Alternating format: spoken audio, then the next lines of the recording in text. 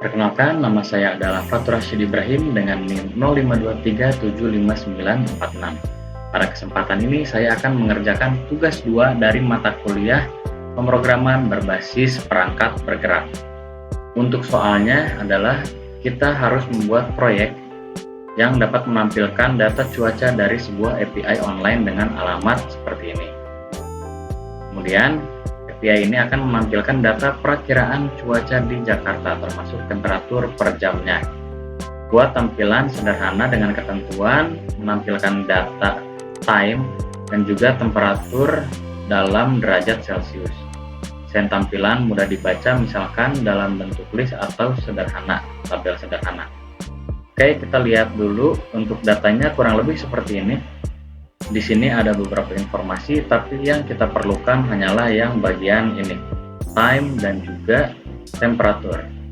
Nanti untuk time ini kita akan hapus T-nya ya, karena yang digunakan dalam time itu hanya date dan juga time-nya. Sekarang kita masuk ke VS Code, lalu masuk ke folder tugas 2 ya. Kita akan pakai folder ini, lalu kita akan membuka terminal. Nah, di terminal kita akan membuat terlebih dahulu view-nya ya, npm create view at latest. Kita tunggu sebentar. Nah, lalu kita akan memberikan nama untuk projectnya. Di sini saya akan menamakannya sebagai forecast app karena kita akan menampilkan perakiraan cuaca Jakarta. Lalu kita di sini pilih TypeScript karena nanti akan kita gunakan. Kemudian enter. Ini kita enter saja dan kita akan skip example code-nya. Nah, sekarang kita akan menginstal framework atau tools-tools dari Vue ya yang nanti akan kita gunakan.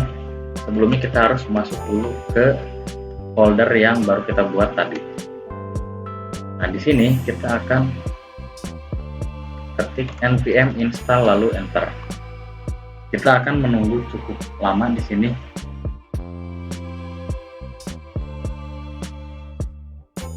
Oke, sudah selesai. Sekarang kita akan menginstal library tambahan ya dari Ionic supaya nanti bisa kita gunakan. Sekarang kita akan ketik dulu npm install @ionic/view. Yang pertama kita install adalah Ionic Icons ya. Jadi nanti kita bisa menggunakan icon-icon dari Ionic. Kemudian kita juga harus menginstal Axios untuk pengambilan data dan juga menginstal Vue Router. Kita tunggu kembali.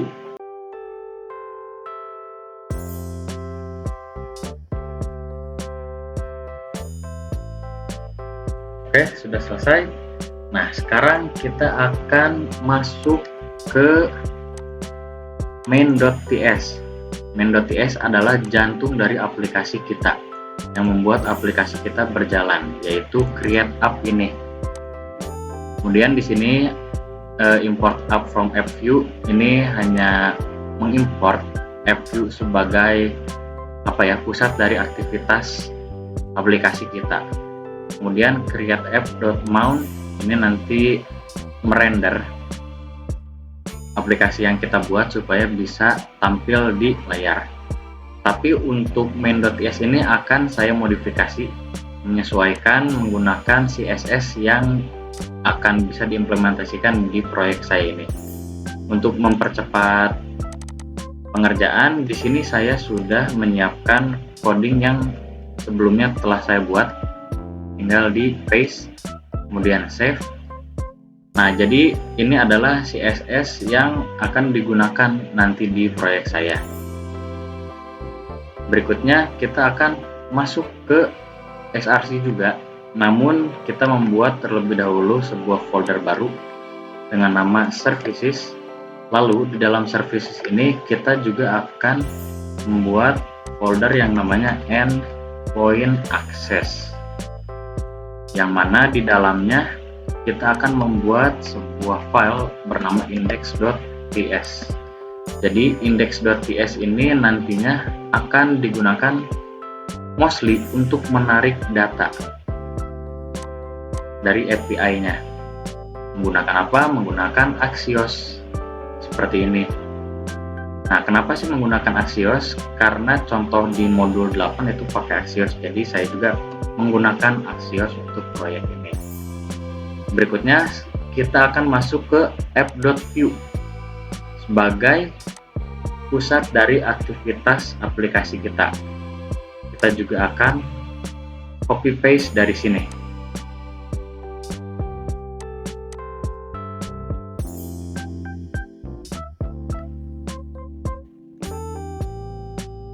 Oke, kita paste. Nah, setelah di paste, ini akan saya jelaskan secara singkat terlebih dahulu. Yang pertama adalah import ref dan onMounted from view. Untuk apa?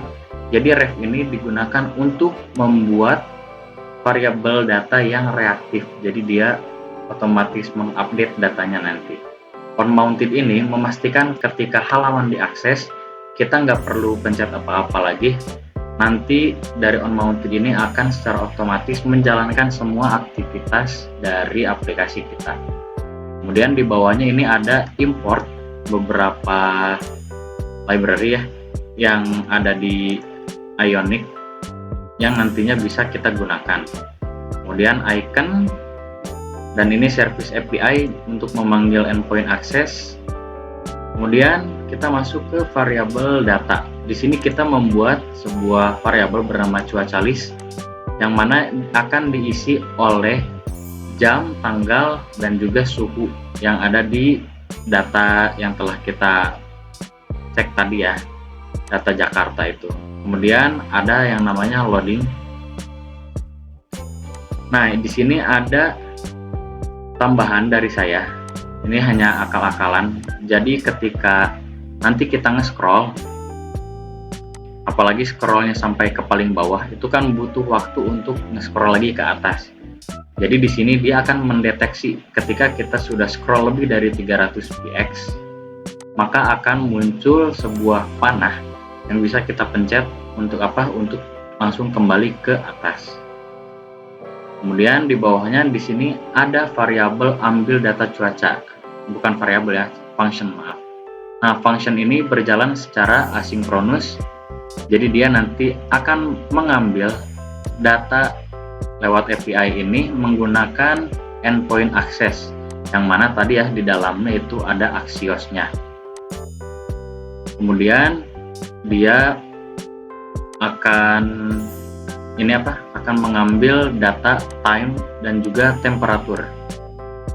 Nah, setelah mengambil time dan temperatur, lalu kedua data tersebut akan di mapping sesuai dengan indeksnya. Jadi nantinya antara time di indeks A dan suhu di indeks A itu akan sejajar, mereka akan bergabung. Nah, kemudian di sini juga ada T ya, yang tadi saya singgung di awal, itu kurang bisa kita gunakan, jadi kita hapus saja.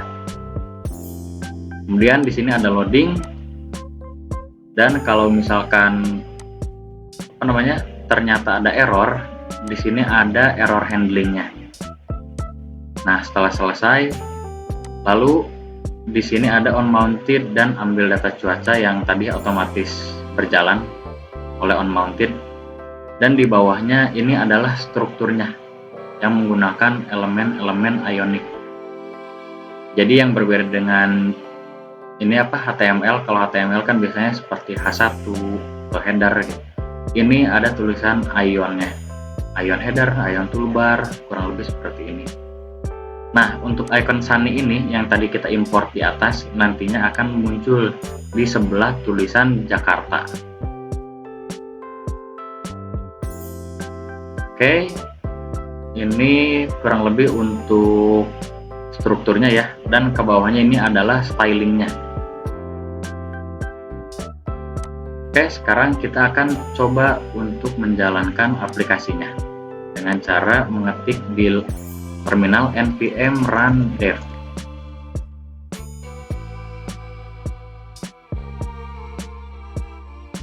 Oke, sekarang kita akses ini dengan kontrol lalu klik kiri mouse. Nah, Kita tunggu loadingnya.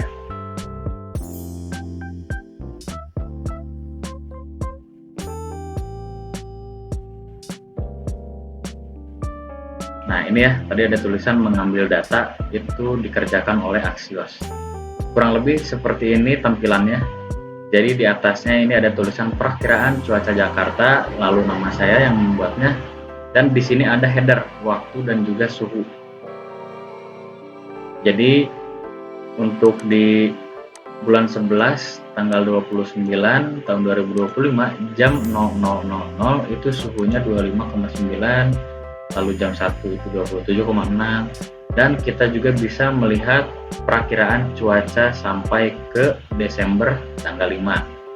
Nah, kalau kita mau kembali, tadi seperti yang saya sudah bilang, kita bisa klik saja panah ini.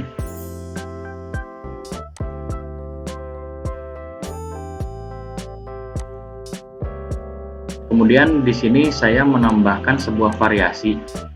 Jadi kalau misalkan cuaca itu suhunya lebih dari 30 derajat Celcius, warnanya akan menjadi merah, mengindikasikan bahwa itu tergolong sebagai suhu yang panas, cukup panas ya. Untuk stylingnya itu kita bisa lihat di sini, lebih dari 30. Nah ini ya.